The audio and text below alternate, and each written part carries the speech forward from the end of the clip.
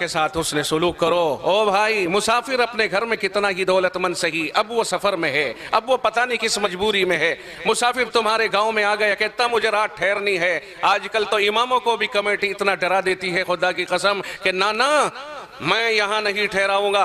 कहता मेरे डॉक्यूमेंट्स देख लो, मेरे पास आधार भी है, आईडी सब है, प्रूफ है, देख लो। कहा नहीं, आप कहीं भी रहिए, मस्जिद है, वो रहना चाहता है वहां। कहा नहीं, सुबह को इमाम साहब के से मुहासबा हो जाएगा, कमेटी आके कहेगी नहीं।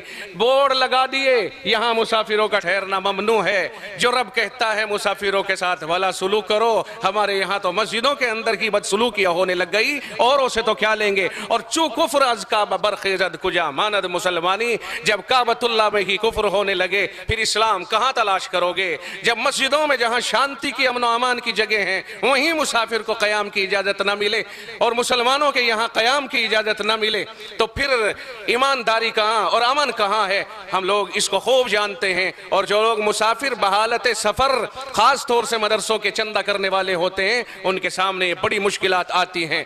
और मैं उन इमामों से भी कहूंगा कि जो लोग इमामत करने वाले हैं वो इमाम कहीं बाहर से या आसमानों से टपक कर नहीं आए या रहमे मादर से वो इमाम बन करके नहीं आए, वो मदरसों के पड़े हुए हैं। अगर वो इनका ख्याल नहीं करेंगे और कमेटी को सही बात नहीं समझाएंगे, कौन समझाएगा।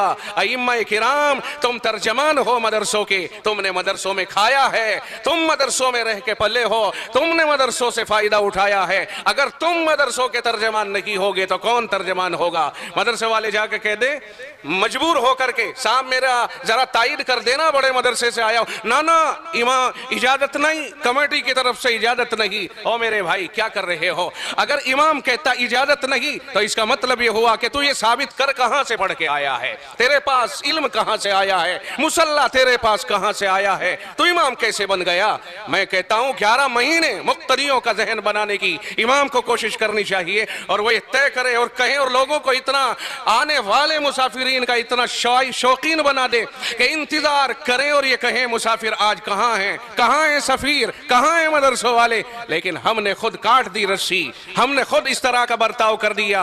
बाज बाज रोता हुआ मस्जिद के गेट से निकलता है। खुदा की कसम इसके ऊपर नजरसानी करनी चाहिए। इमामों से मैं कहता हूं दस्त बस्ता कि आप हजरात को नजरसानी करनी चाहिए अपने मौकिफ के ऊपर। अगर इमाम फिर भी अपने सख्त दिली का मुजाहरा करता है और उसकी समझ में नहीं आती है, फिर मैं खुल करके कहता हूं वो मस्जिद के मुसल्ले पर इमामत करने का हकदार नहीं है। ऐसे आदमी को वो मदरसों का दुश्मन या ऐसे लोगों का दुश्मन करार दिया जाना चाहिए। मैं बहुत खुल करके कहने का आदी हूं और ये बात मैं बहुत खुल करके कह रहा हूं। खुदा बंदाल खैर, मेरा मौजू इमामत के ऊपर नहीं था। मैंने कहा इब्नुस सबील, कुरान कहता है, मैं नहीं कहता, मेरा रब कहता है मुसाफिरों के साथ अच्छा सुलूक करो। पूछो उनसे तेरे साथ क्या परेशानी है। सारी दुनिया धोखेबाज नहीं, सारी दुनिया दहशतगर्द नहीं, सारी दुनिया बम फोड़ने वाली नहीं। कौन सी मस्जिद में हिंदुस्तान में किसने आकर के बम फोड़ दिया कि तुमने मुसाफिरों से खौफ खाना शुरू कर दिया। वो कौन सा सफीर है जिसने मस्जिद में गद्दारी कर दी हो आके। नहीं, किस मस्जिद के सब में आके सफीर ने कब मस्जिद का गल्ला उखाड़ा और फाड़ा है, वो कब वहां डकैती डालने के लिए आया है। फिर क्यों डर गए अहले कमेटी और क्यों डर गए इमाम इन मुसाफिरों से।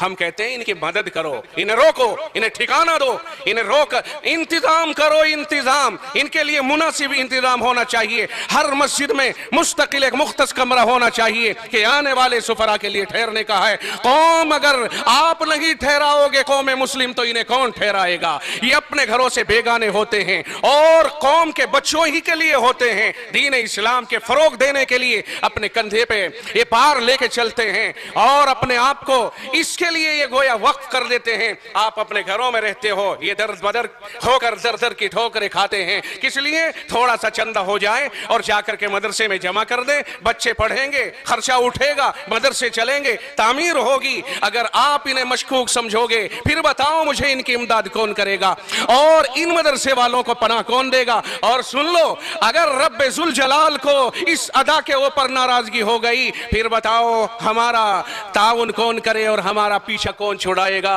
अगर रब ने एक बार भी अपना फैसला कर दिया, याद रखिए, ना कोई कमेटी, ना कोई इमाम, ना कोई मुआविन, ना कोई मुखालिफ, फिर मसला कुछ और ही हो जाएगा। अल्लाह हिफाजत फरमाए। खैर, इब्नुस सबील मुसाफिर की मदद करे।